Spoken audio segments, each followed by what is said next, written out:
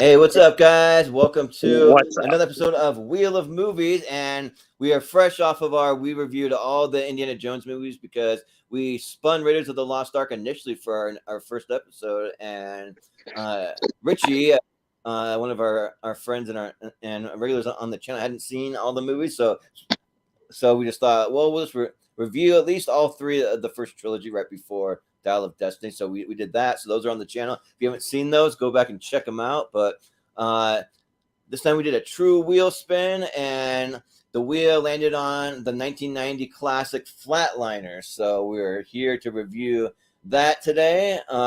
And probably the show. We may not do it every single week, but I'm thinking maybe every other week at least. So yeah, just watch for that. Sometimes we'll have 2 weeks in a row, and we'll let you know when we decide to do that. But yeah, I'm your host for tonight, Jordan the Movie Hero Anderson, and I'm joined by a couple of guys that are fans of this movie, or at least fans of the cast, that type of thing. So yeah, well, we got Chris Scott, the Casablanca Kid here. How's it going, Chris? Doing good, man. So if you guys hear background noise, because I'm out at the park. So Okay. there's ducks, there's bikers, there's people just living a good life. Chris Adventures. Well, at least you're not getting lost in the woods like the last time you were with us on I'm not.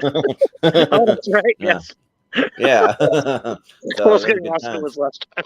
Yeah, but then we also have Stephen Shepard here. How's it going, Stephen? Yeah, hey, What's up, Steven? hey, yeah, I like the movie. I'm not sure I would call it a classic, but Well, I mean, it was classic enough for them to remake it, I guess. But I guess they do remake bad movies too. They remake everything, but it's not a bad movie by any means. It's just I just don't know if I would say. And and Kiefer Sutherland and Joel Schumacher have made like 5 movies together. And yeah, they made a bunch. I'll say this movie is definitely on my top 128. I don't know. I love this movie. Yeah. I'm trying to remember all of the movies that they've done together. This might be my least favorite, but it's still pretty good. I by no means do I think it's a bad one. Yeah, and I got some fun facts I can list later that includes all the movies that they've done together. So they've done about 5 or so. But Wow, I didn't know they did that many movies together. Yeah, so yeah, the Lost Boys, A Time to Kill, Phone Booth. This movie, and I can't remember the 5th one. Oh, they were in A Time to Kill? Kiefer was in A Time to Kill. Yeah. Yeah. Oh yeah, I don't know why I did not remember that. Yeah. Yeah, I'm trying to see what else. They did.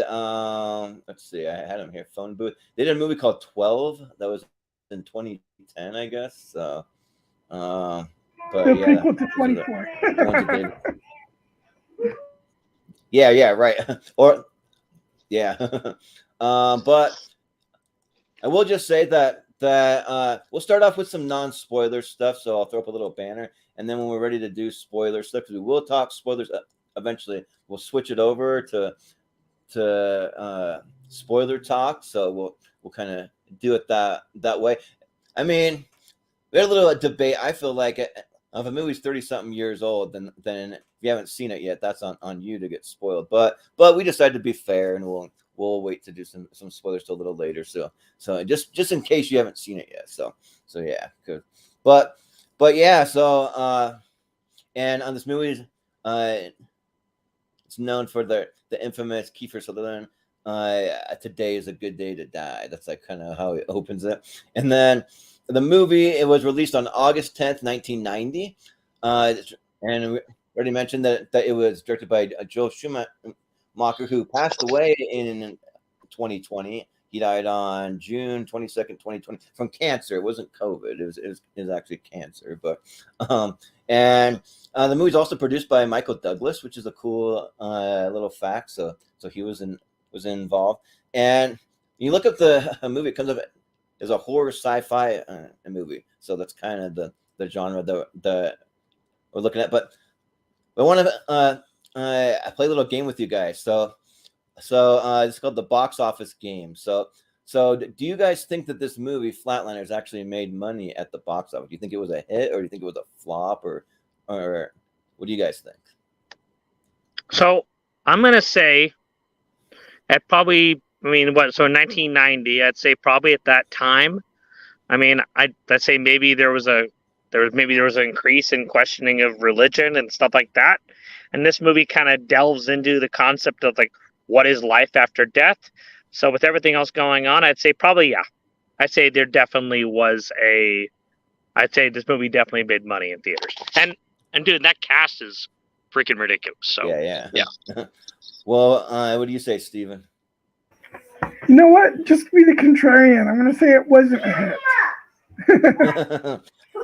Well, the movie actually made money. It didn't make a ton of money. Like maybe like it just broke even if you consider marketing. You consider like some of those things. Because it had a $26 million budget and it made 45 million. So like if you know things about movies, like that's technically making money, but you got to factor in on the marketing budget and things like that. So it's kind of like almost breaking even for the studio at the end of the day. So yeah. I mean, I don't think they spent as much in marketing back then as they do now. Yeah. So like probably it actually did make a little money for the studio. I would say so.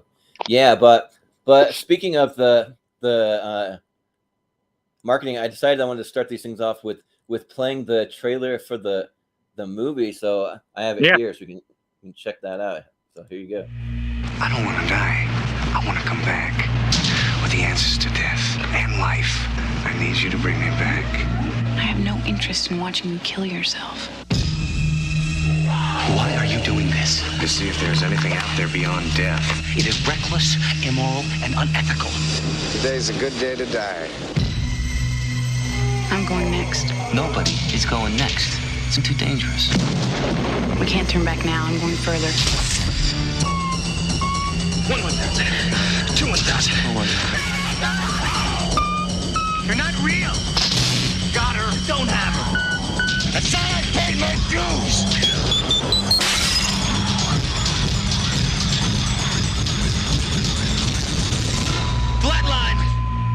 Flatliners. Some lines shouldn't be crossed.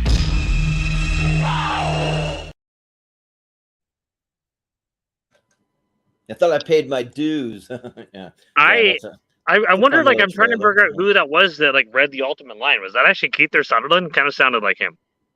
I don't think so. It sounded like a In the trailer? voiceover guy, but okay. I mean, but yeah, to get a little flavor of the movie that we're looking at. So one other quick little game. So I want to play. This is one. So I decided before we get into that, I decided that this is going to be the official replacement for a show we haven't done for a little while. But we used to have a show called Blind Spots on the channel. Chris was on a couple episodes, and I decided that this show would be the official replacement for that because kind of feel like this show kind of like lends to more people getting involved. You get to have other people's favorite movies on here. So that'll be the official replacement. But the little game that I have, it's called the Rotten Tomatoes game. So I'm going to ask Chris what he thinks the critics scores, and then Steven can guess the fans score. So what do you think that the critics gave out of 100? I'll give you 5 guesses, and then each time I'll go higher or lower for you. Okay, so out of 100. Yeah. So what do you say for the critics?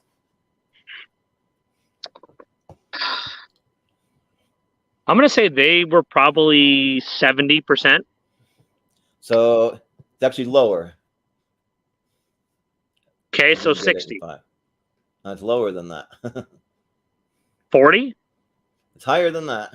That's 3 guesses. Okay, so 55. Slightly lower. 50. Ding, ding, ding, ding, ding. Yes, it's 50%. Good job. Wow. So I actually got it on the last one then. Yeah. But how many reviews? Because I don't know if there's going to be as many reviews. Probably not quite. I don't have the numbers pulled up, but I know the fans, there's way more reviews from the fans than there are critics. But Steven, what do you think the fans gave? You think they were higher than the critics, or were they lower, or what do you think? Yeah, I'm gonna guess 72. It's lower. Oh, What? 64, Higher than that. 67. Or wait, sorry. Wait, you said lower? Yeah, I'll give you a do-over. The last one was actually lower than in 64. Sorry about that. Yeah, lower. So. Okay, 59. Yeah, ding ding ding. That's actually correct. 59%. Nice. What? 59 Going actually through it, yeah. makes it just barely rotten. Yeah, just barely. Ow. So yeah. So is yeah, this movie just kind of become like a cult classic then, basically?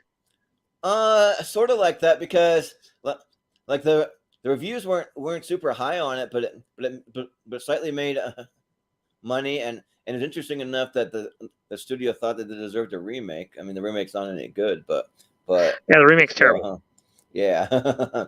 So yeah, but so basically the synopsis, I have it here. So the synopsis says, seeking answers about the afterlife, Chicago medical student Nelson Wright, played by Keith Sutherland, persuades his fellow pupils to help him end his life and then resuscitate him in the nick of time.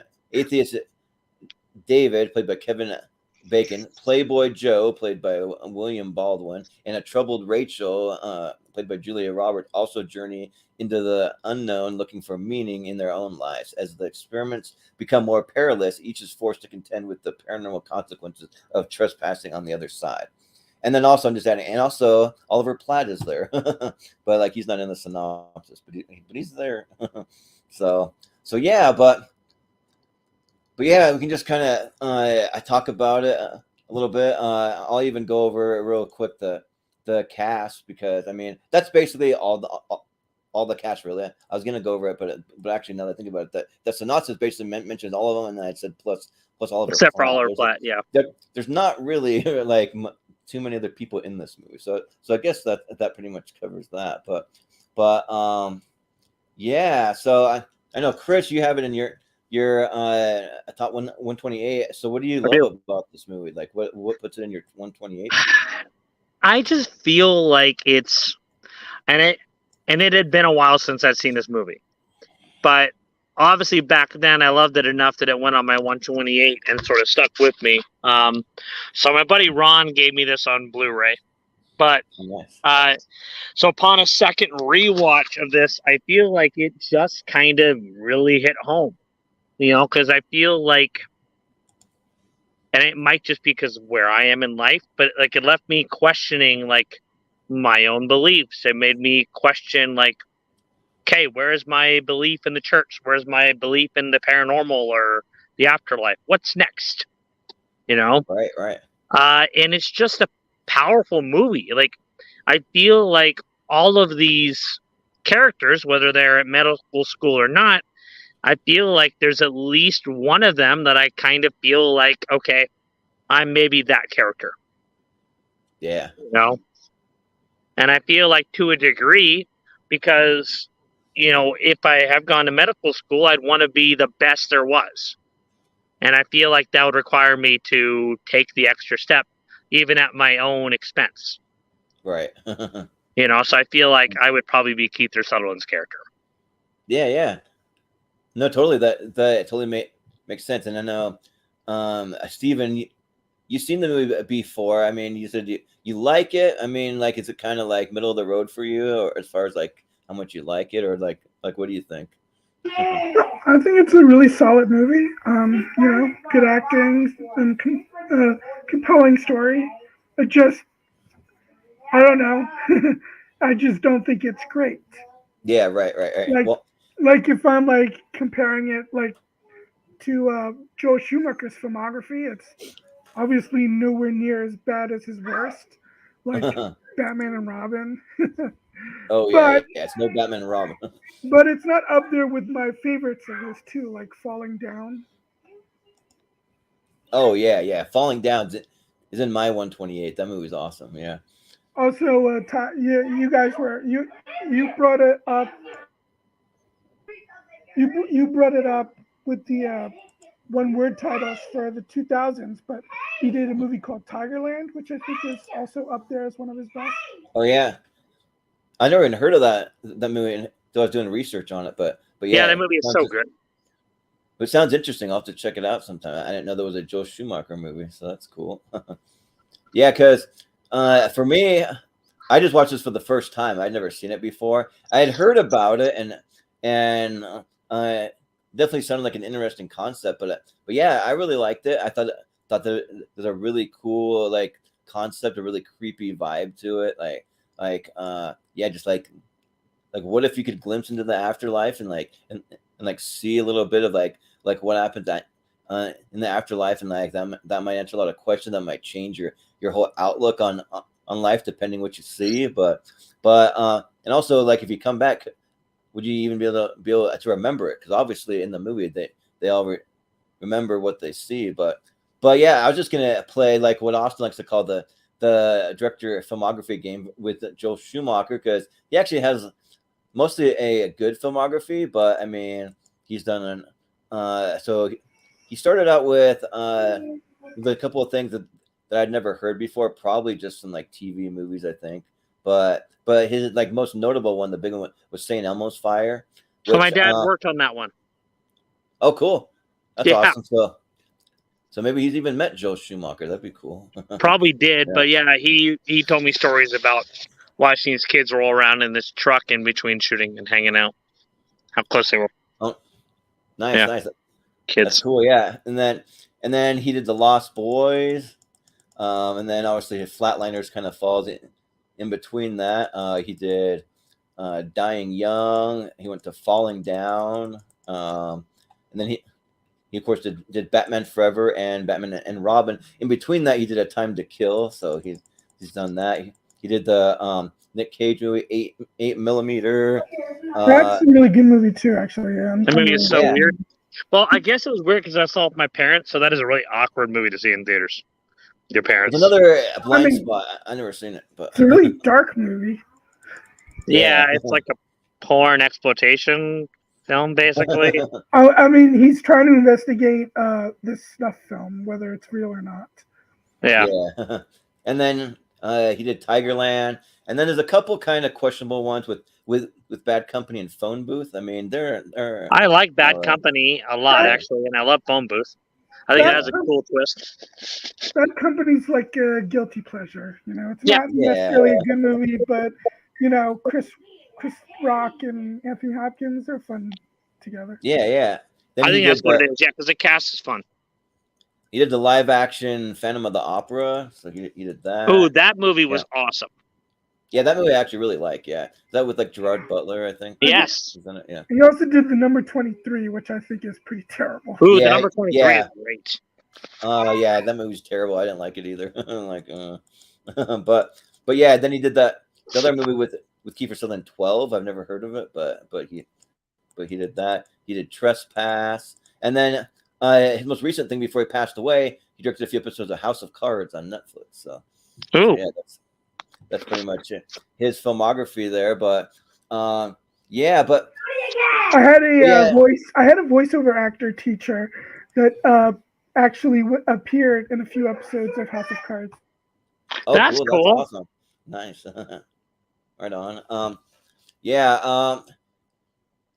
Was it shot out there? I don't remember where House of Cards was shot. I think it's probably DC or something. Like that's what I feel like. I don't know. Yeah, I could look it up. But. Yeah, but yeah, I was gonna say that I just wanted to just take a quick side to talk about Julia Roberts. Like for me, it's like she's just like a natural beauty. Like I don't think that like deliver a movie where she's not attractive in it. Like no matter what, she's just gonna be like the attractive, good looking girl, and it's just because that's just how she is. she is just classically beautiful. She kind of has that Audrey Hepburn kind of thing going on. Yeah, and she is an insanely talented actor. She did a movie called Mary Riley with John Malkovich, where they do make her look a little frumpy, but. Oh really? She's playing the maid of Jekyll and Hyde. Okay, well, I'd be curious to actually see that because because I haven't really seen her look frumpy or like. I mean, of course, Aaron Brockovich with her is phenomenal. That movie is awesome. Just as far as I don't know if she even got an Academy Award for it, but she definitely deserved it. Aaron Brockovich and she was nominated for it though, right? And My Best Friend's Wedding are probably my two favorites of hers. Oh yeah. My Best Friend's Wedding of hers is great. I don't know, I didn't remember that. Yeah. Also, don't forget about Pretty Woman. I think that's. Oh yeah, Pretty Woman definitely. Sure, yeah, but Pretty Woman's good. That's another one that I would say is good but not great. Yeah, sure, yeah. But that was one of those episodes of the movies that made us that surprised me so much because I was like, yeah, it's so many things that almost went wrong with it that it definitely never got made almost.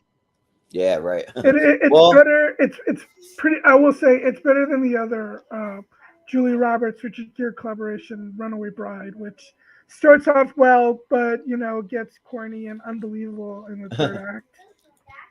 If you watch, I can't remember which one John Campea talks about. There's like one that always makes him cry. I can't remember if it's My Best Friend's Wedding or if it's Runaway Bride. It's one of those, but yeah, he like talks about that a lot. But because there's like certain movies that like make him cry. Like for some reason he gets that a question sent in all the time. But I'm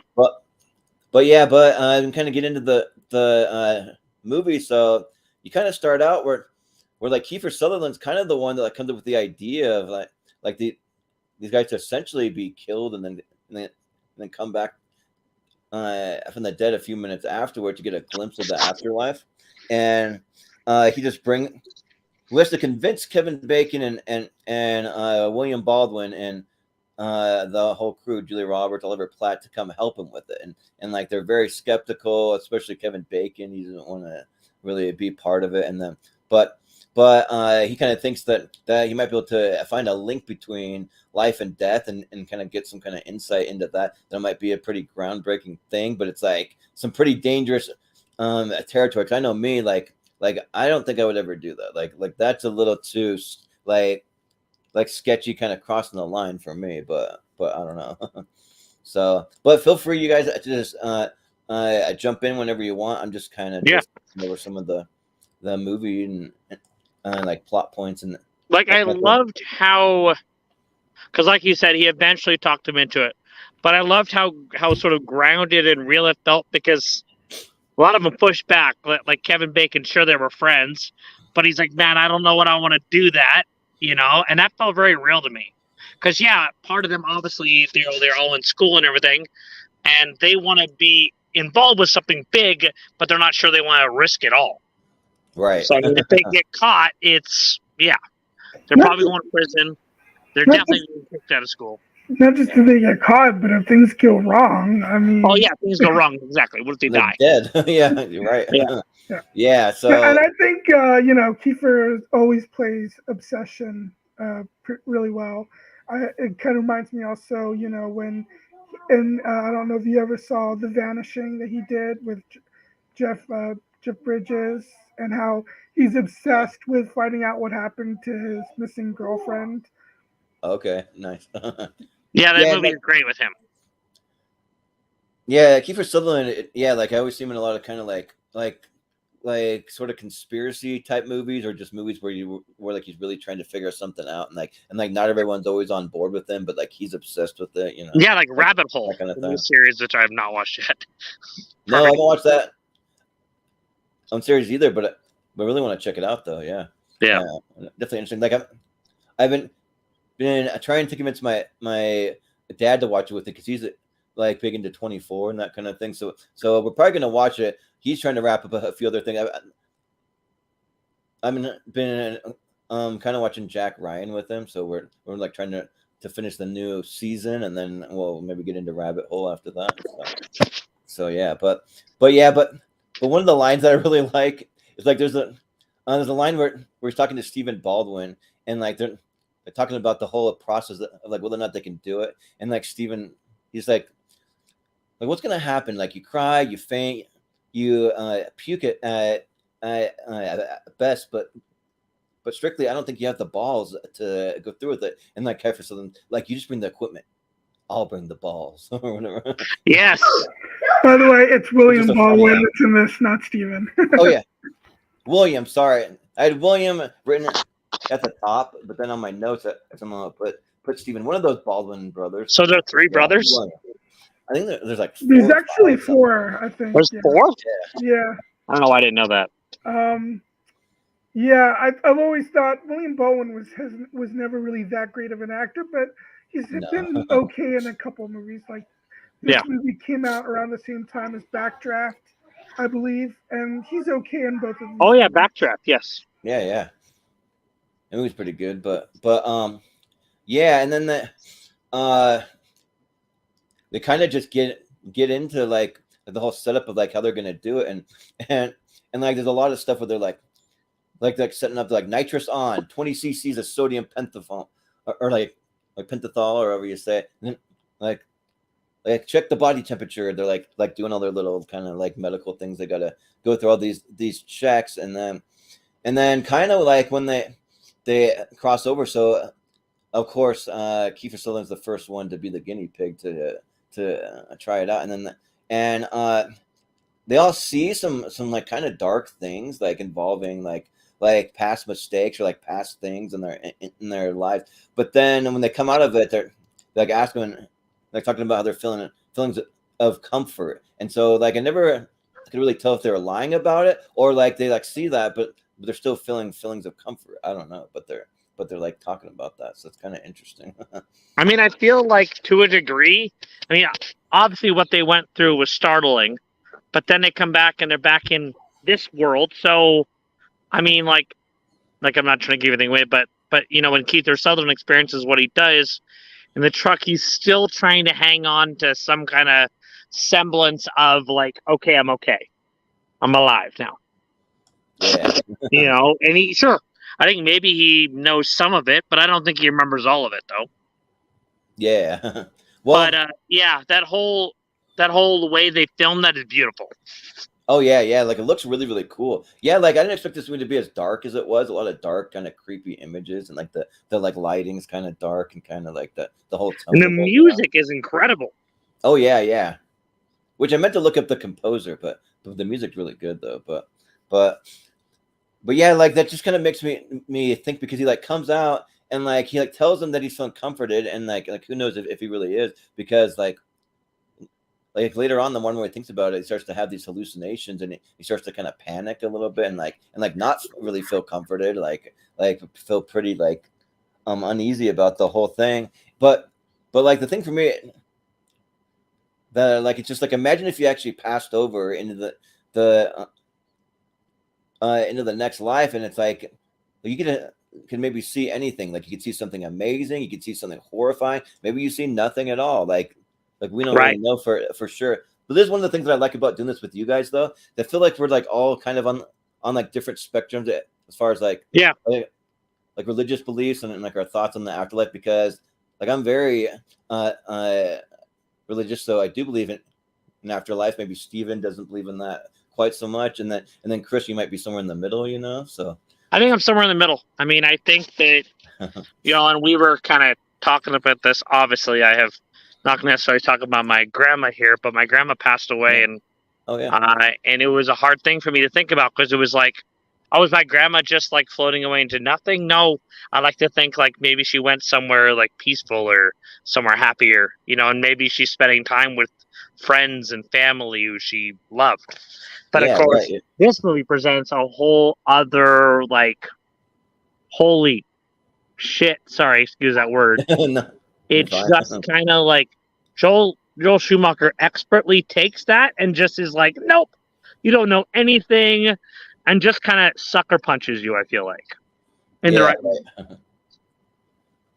Yeah, and that you get a lot of creepy scenes of like all the visions and things that they're having. Then in between, you get a lot of scenes of them just doing CPR and like shocking them with the defibrillators and like injecting like all the things, because they're the medical students that are the so-called experts that know what they need to do. And then each time they try to push it a little further, a little further. So they start with like 1 minute, then they go to like a minute and a half, and then it's like 3 minutes, something like that. They just go further and further. All the way up to 4 minutes and 25 seconds. Yeah, right. Yep.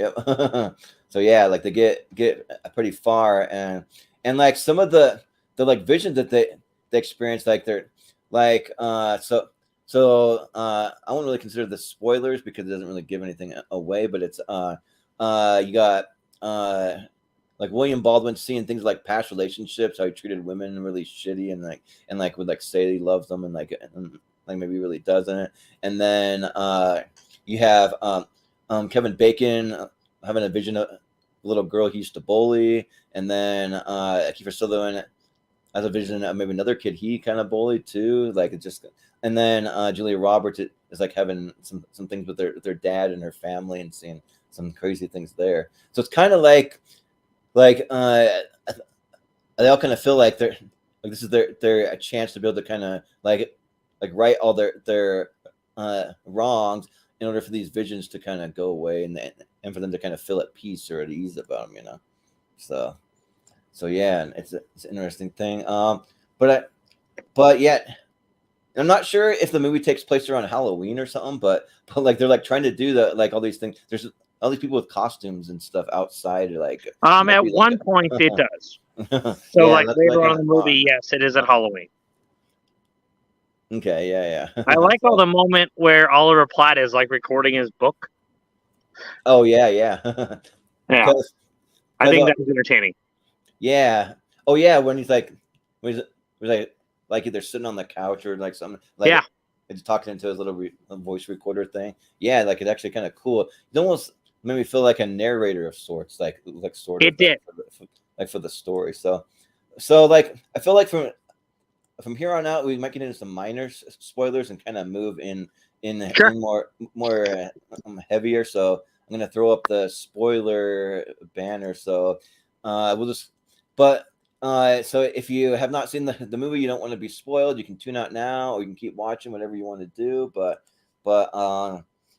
so like Kiefer Sutherland's character, he kind of has like an interesting thing because he sees that kid that he used to bully, and then he like follows them into some kind of building, and he's like, hey kid, like get back here. But then the kid like attacks him and starts punching him, and then he either like cuts him or he like does something, but he actually really cuts him. So it's a real thing. It's not just like a vision. So yeah, that's kind of an interesting moment because he comes in the next day and there's another funny line where like Oliver Platt, who's like, what the hell happened to you? And then Kiefer's like he's like a guy happened, a very big guy, but like we all know like it was a kid. so yeah, so that's pretty interesting. But yeah, they all have certain things, so it's hard to really tell in this movie where like the like visions kind of like begin and end. Yeah, begin and end, because it's like some of it's real, some of it's not, you know. So yeah, but like basically though, they all kind of ultimately realize that they have to go confront all these things. Bless you. Like all the wrongs and to try to right them, and that's how they're gonna get out of these kind of having these crazy visions. And so like you see Kevin Bacon, he like goes to actually visit the girl that they used to bully and go apologize and to her, but the girl's all grown up with a family now, and she's like, right, like, well, if you used to bully me, I don't know if I even remember any of that. And then like she's saying in front of the her kids, and she's sending the kids away. Yeah, and then she's like, look, I have a family now. Like whatever happened, let's just leave it in the past. Thanks for coming. We can tell she kind of still has a little a resentment for it. So he's just like, whatever. Like thanks for coming. All right, be on your way or something like that. So yeah, and then for Kiefer Sutherland though, he can't.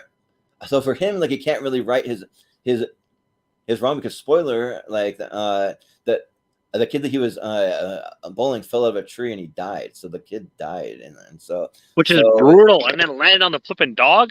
Yeah, he landed on the dog. Yeah, jeez. Yeah, so like it's like a pretty crazy thing.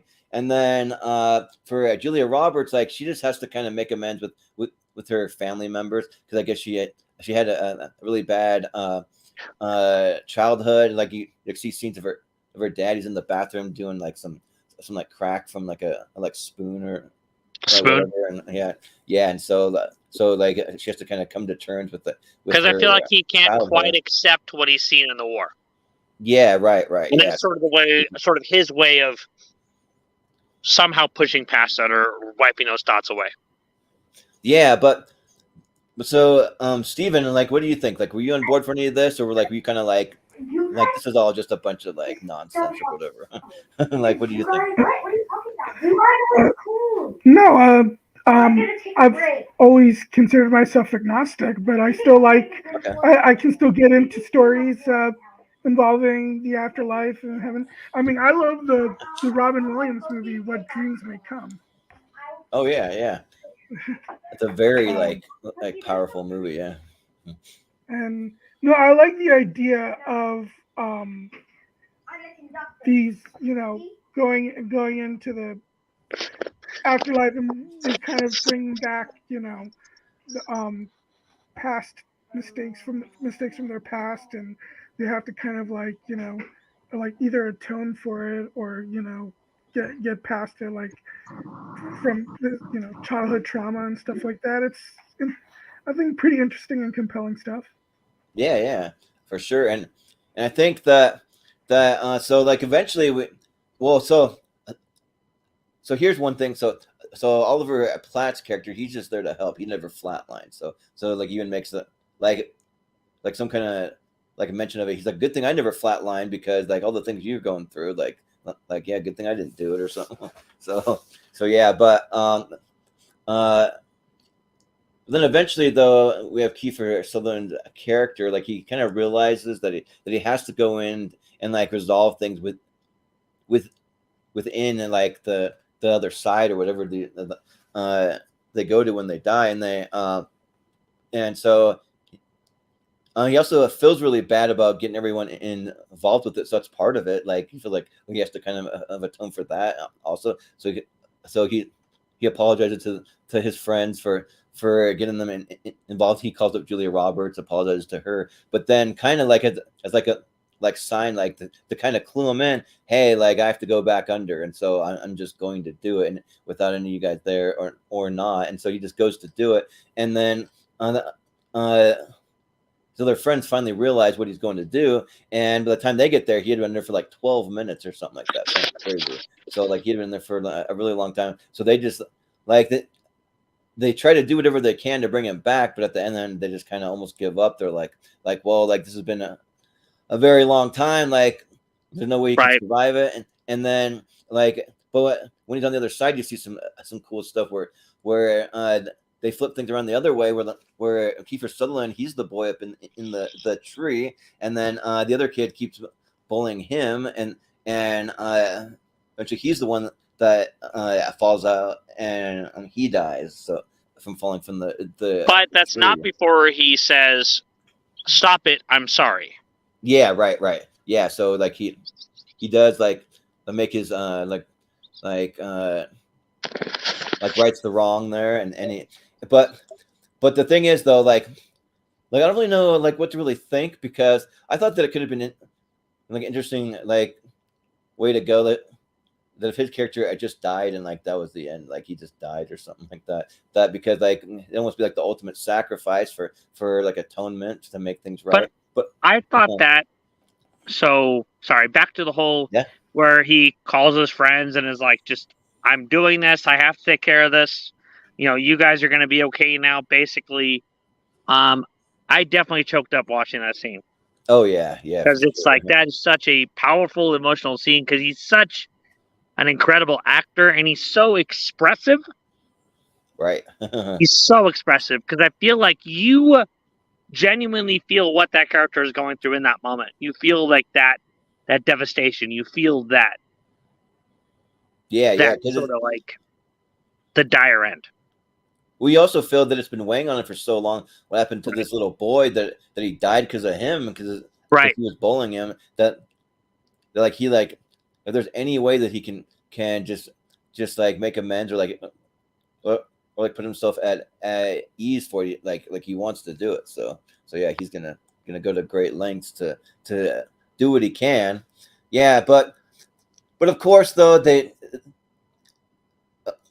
they went the way where you think he's dead, but then he gets up, but he's still in the afterlife. So like you don't know if he's really gonna come out of it. But then he starts running, and he runs towards it, and they're able to revive him eventually. So he does survive. But so like, and I'm not really like upset about them going that way either. Like I think that's still like a really good way to go, because he's able to make all that right and then still survive, and like I would have been curious to even like see what a sequel like would have looked like if they would have been like doing that in any kind of other way or something. Well, it's funny you say that, because when the remake came out, it was originally said that it was going to be a sequel, not a remake, and that Kiefer Sutherland's cameo is that he was playing the same character he was supposed to be playing in the original. So I don't know when that changed,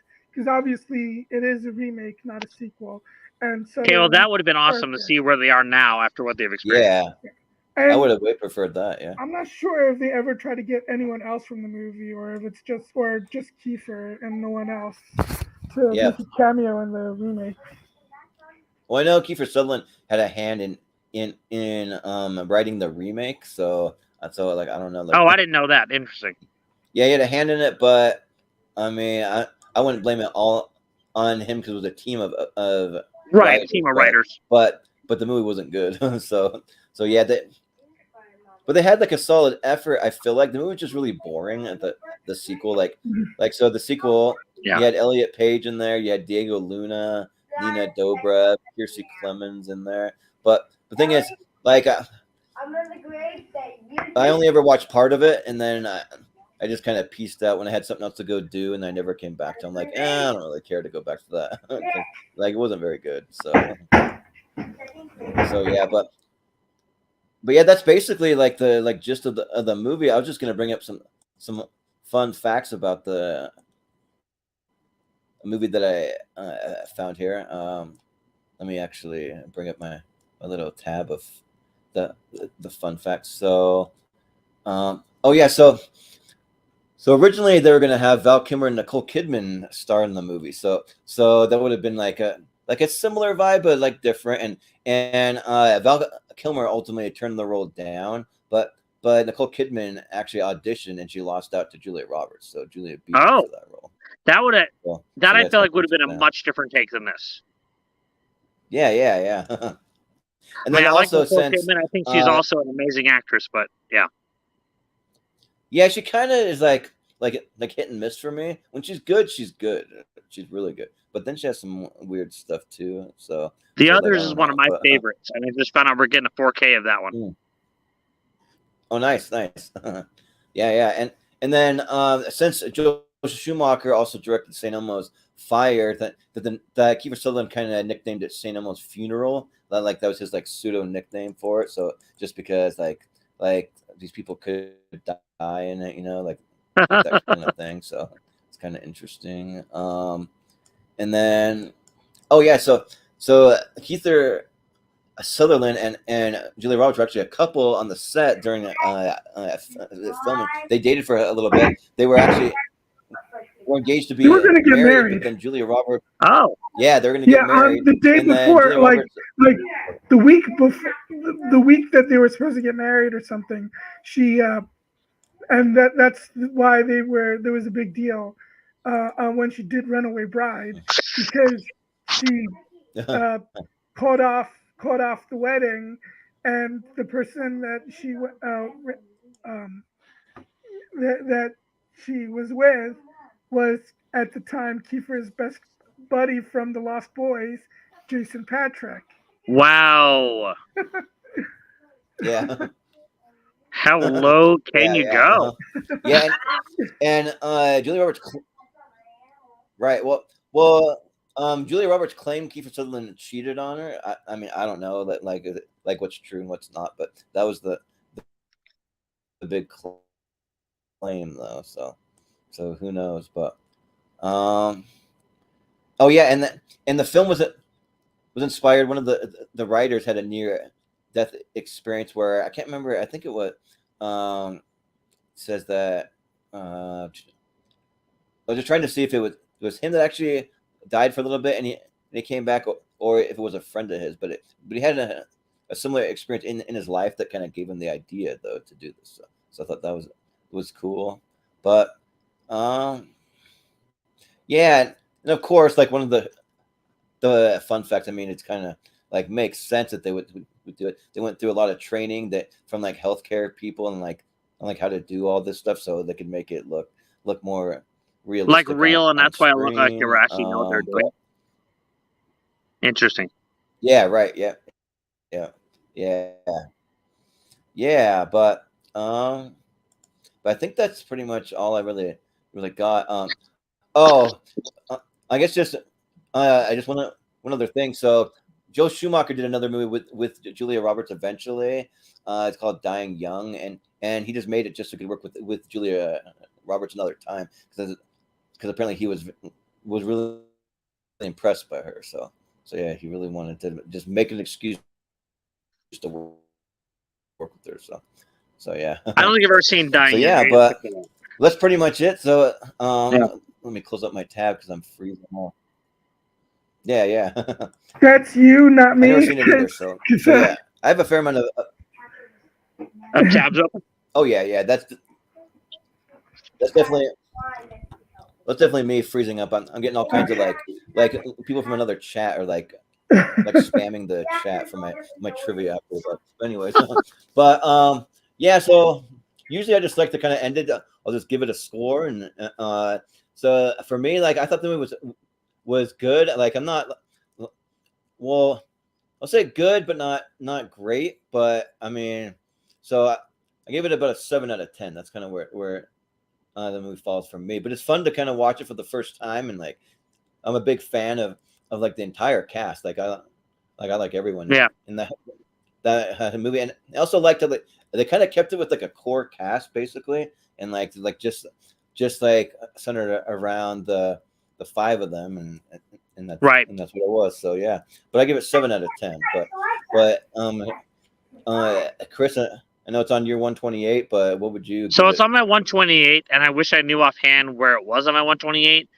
But I feel like after the second watch, I feel like it would definitely rank a lot higher than it was. I might even probably would make it into my top 20. Like I loved it that much, and it kind of left a lasting impact on me. I feel like I definitely want to go buy this on 4K now. So I mean, score wise, I'd say are we ranking out of 10? Is that what you said? Yeah. So I'm gonna go with I'm gonna give it a 10. I think it's a solid movie. Wow. Because I feel like this movie, because I don't feel like there are probably some movies that explore this, but between the horror elements and the way this sort of tackles the idea of the afterlife and everything else, I think just as this is like the premier movie to do that. Yeah. Well, yeah, that's fair. But Steven, what do you think? What would you give it out of 10 if you had to score it? Yeah, 7 out of 10 sounds about right to me. I think it's a compelling and solid effort. You know, the cast is great. It's got a nice gothic atmosphere. You know, interesting mix of horror and drama. And I've always been a fan of Joe Schumacher. I think it's unfortunate that Batman and Robin has unfortunately made him have a negative reputation.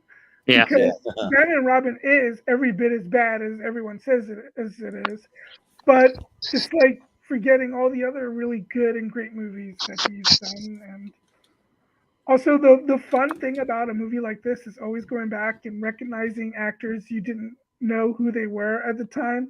And so when I saw a little bit of this today, it's like, oh, there's Hope Davis as William Baldwin's fiance. Oh. Okay. Yeah. That is true. But this movie, though, it reminds me of like another movie that played right before I started working at a movie theater. It's not good either, but it reminds me. They had a movie called The Lazarus Effect that was like like that sort of movie like was this, a but it was a horrible bad piece horror. of crap. But yeah, Oh, but it kind of like explored some of the like similar vibes to this. I feel like, yeah, I can't remember who was even in that though.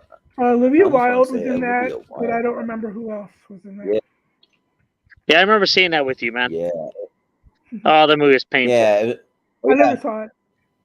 It looked It was alright Olivia to me. Wilde, Mark Duplass, and then Evan Peters was it. And also Donald Glover. So like I like that cast. Like I actually love that cast. But I love the cast, but the I'm pretty movie sure it was one of just those movies where I was like, "This is the worst piece of Hey, crap I've ever seen in my life." hey, the Flatliners, the remake of Flatliners, you named the cast, and most of them are actually pretty good too. Actually, yeah, right. Yeah, so like just because you have a good cast doesn't mean the movie's like guaranteed to be good. Exactly. But the Lazarus Effect also has Ray Weiss. I'm a big fan of Ray Weiss too. But that's yeah, cool. another Well, I think that's 24 actor. yeah, right. Yep.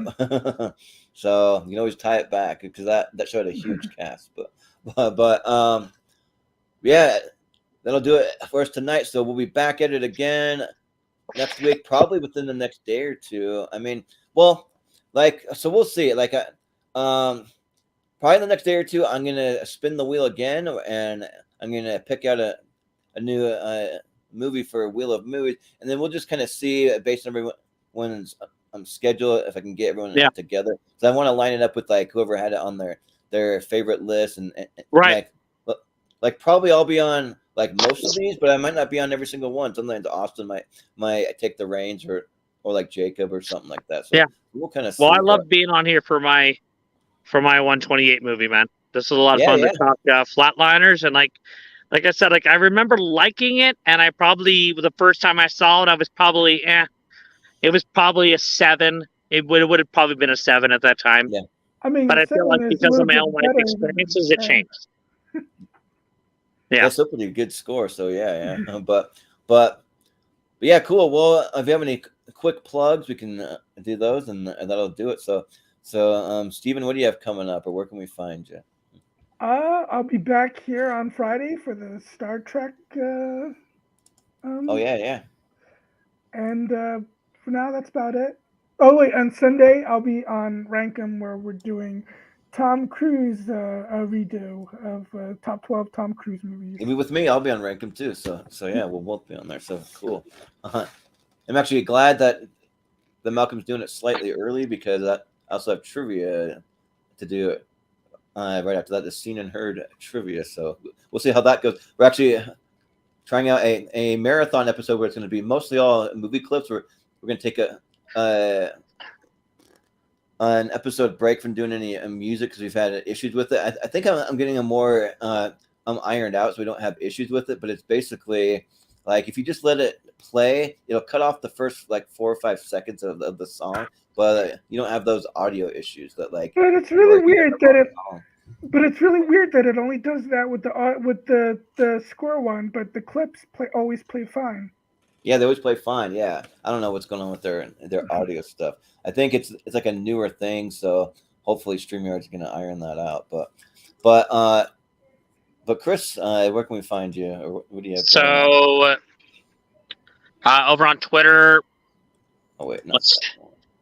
Okay, go ahead and put it up. On Twitter, a writer score underscore a writer 84. Instagram cscott1128. So I do want to kind of promote this. Right now, we're in the process of shooting the final episode of the season, the first season of Reynolds Wild West Wonder. So we're working on that. So we'll be putting out hopefully the episode later. Yeah. Cool. Awesome. Yeah. Go check that over on TikTok. Nice. Definitely. Yeah, that Casablanca Kid 84. Yeah, awesome. Yeah. Sounds good. And yeah, you can find us talking some best Star Trek characters. It's going to be a very nerdy episode on Friday because we're going to have people being like, technically, he wasn't the captain. He was actually an admiral or like whatever. We're going to be doing all that fun stuff. So yeah, like I like his iteration on the original series better than what they're doing on Strange New Worlds or like whatever. so yeah, but it'll be fun. So. I mean, you almost had one character that on the list that was kind of useless in that particular movie, as opposed to a different earlier movie where she actually was important. Yeah, right. Yeah, we kind of had to hash it out a little bit. I got some good feedback on it, but and you can find us on social media if you go to Movie Hero 2121 on Twitter and Instagram, and then in the Showdown Friends and Family group, we post a lot there. We should have a couple polls coming up. Either me or Austin will post them for our last couple episodes of tournament fights, so you can vote on those. And then we're doing trivia. So I've been doing a trivia about every 2 weeks.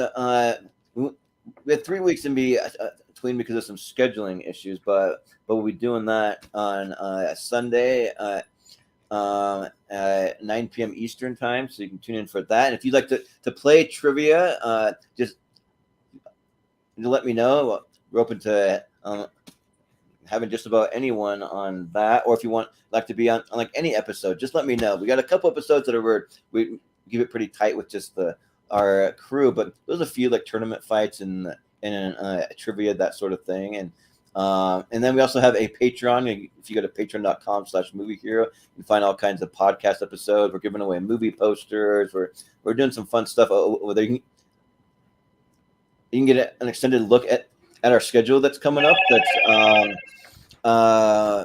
that we posted the 4 months out. So that's only a place that I posted it. So if you want to get first dibs on signing up for episodes, I always give priority treatment to my Patreon. So go check that out. And then just I'll just give you just next week what we have going on after Star Trek. We're doing the Movie Hero Mystery Tournament. So actually Saturday, probably me and Austin talked. We're going to be doing it probably about 3 p.m. Eastern time. We're going to be doing a little selection show. We're going to take our the same wheel as Wheel of Movies, and we're going to spin that 64 times, and we're going to have 64 movies out of all of our favorite movies. We all submitted our favorites, all of the partners in the channel and some of our regulars, and the first 64 movies to pop out will be in a mystery tournament. So that's coming up. And then we're also starting a tier ranker series that's going to be best movies with a one-word title decade series. We're going decade by decade on movies with one-word titles. And we had to split up the 2010s because there's like tons of movies out there. If we did TV shows, it'd be absolutely ridiculous because there's way too many TV shows. But we're doing a movie. So our first one will be best one-word movies from 2016 until now. So that's what's going on next week. So, but yeah, that will do it for us tonight. So thanks again, guys, for jumping on the episode, and for Steven, for Chris Scott, Casablanca Kid, I've been Jordan, the Movie Hero Anderson, and we will see you next time.